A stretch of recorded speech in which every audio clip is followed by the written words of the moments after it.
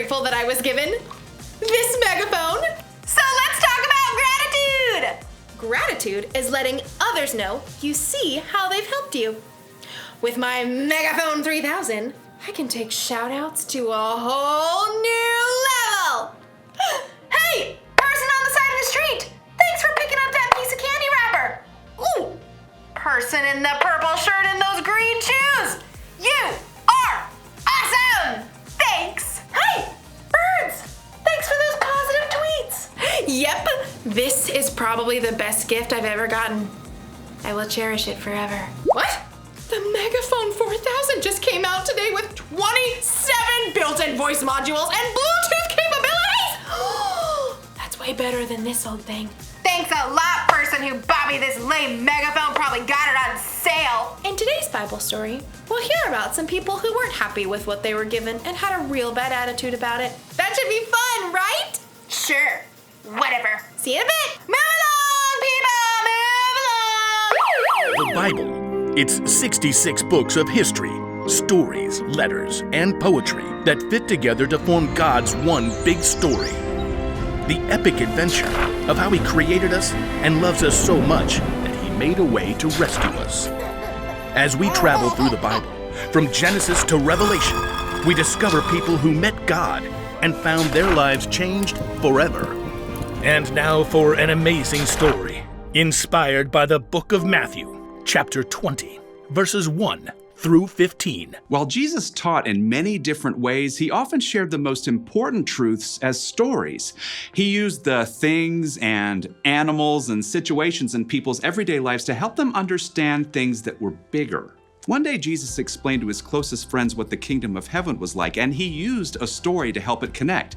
Now, if He told that story to us today in our world right now, I think it would go a little something like this.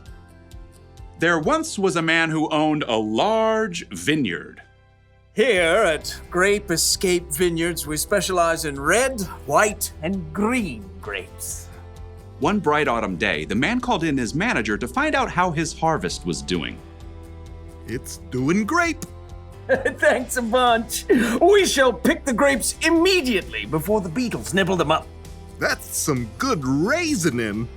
The next morning, the vineyard owner rose while it was still dark and hurried to the center of town. He arrived at around 6 a.m. and there were people still standing around noshing on grape jelly muffins. Are you looking for work? Yes, indeed. How much do you pay? $100 for the day. Precisely perfect. Let us proceed. The owner led the workers back to his vineyard. Baskets, hats, don't squash the grapes. Oh, well, what happens if we do that? They might whine a little. The vineyard owner wanted to be sure that the beetles wouldn't ruin his precious grape harvest, so around 3 hours later at 9 o'clock, he returned to the town center and found more people lined up for work. You come pick grapes for me. I'll pay you well. Good deal. Let's go. The workers were all picking as fast as they could, but there were still long rows to harvest, so the vineyard owner went back to the town center at 12 o'clock noon 3 hours later, and there were still plenty of workers standing around. Come, help out in my vineyard. And after the new set of workers had worked for 3 hours, the vineyard owner returned to the town square again at 3 o'clock. Need some more grape pickers, you in? The blazing sun beat down as the vineyard owner added the new workers to his crew. One of the men hired at dawn wiped sweat off his face as he sipped his water. Showing up for work in the afternoon. What a terrible work ethic. The first workers returned to picking grapes, filling basket after basket.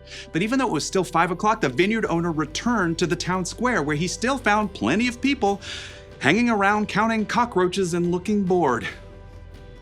Why have you been standing here all day? No one, hired us. I'll hire you. Come work in my vineyard. For the final hour of the workday, everybody pitched in. Whew! As the last baskets of grapes were brought up, the owner called to his manager. Just look at all these beautiful grapes, all freshly harvested. A great job, if I do say so. Pay the workers. Start with the ones I hired last of all.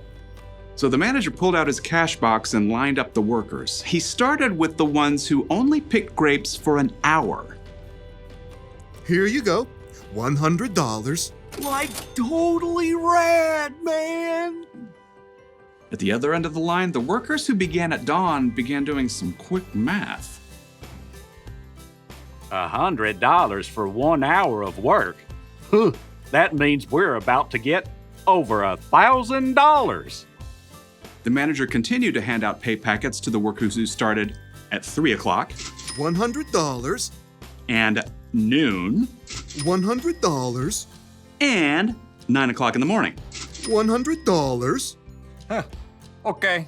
By the time the workers who started at 6 a.m. reached the front of the line, they were getting a little bit worried. You're paying us what's fair for working all day, right? Yep. $100. What? Preposterous. The early morning workers stalked off to find the vineyard owner. You paid those hooligans who only worked an hour the same as us, even though we sweated all day picking your grapes. Just look at this crispy sunburn. Friend, didn't you agree to $100 for the whole day? That is a technicality. Do you feel cheated because I gave so freely to the other workers? Don't I have a right to do what I want with my own money? But it's not fair. Take your money and go. I want to give the ones I hired last the same pay I gave you. The early workers glared and skulked away, cash in hand. They had let the owner's generosity to someone else ruin their day. Jesus' story made it clear. God gives freely to everyone. Rather than focusing on what you don't have, adjust your attitude. Choose to look at what you do have. I'm gonna let you in on a little secret. Sometimes I can be ungrateful. It's true. Like with this whole megaphone thing, I think I deserve the best. I'm fun, I'm talented, I'm generous to other people most of the time. I should get the best gifts. It doesn't seem fair that someone else out there will get a better gift than me. Oh, you see, I forget to be grateful. But here's another little secret. Sometimes you can be ungrateful too. Sometimes we forget to focus on what we've been given because we're too focused on what other people have. We're too focused on what we think is fair. Don't believe me? Ask yourself these questions. Am I jealous when someone has more or better stuff than me? Or Do I think I deserve better than other people because I am better than other people? Or Do I count my presents at Christmas to make sure I have more than anyone else? if you would say yes to any of those questions, you might need a little gratitude adjustment. All you have to do when you're feeling ungrateful is to take a second and look around at all the things you have to be grateful for. So maybe I don't have 27 voice modules and Bluetooth capabilities, but I do have 2 voice modules. It's important to be grateful. It's easy if you try. I've got the cool siren! Woo! Sorry, things aren't always fair, but sometimes that's a good thing. Because guess what? Jesus died for our sins. That wasn't fair. And we didn't do anything to deserve that kind of sacrifice. But Jesus did it anyway to show how much he loved all people. So here's the one thing to remember today. Adjust your attitude.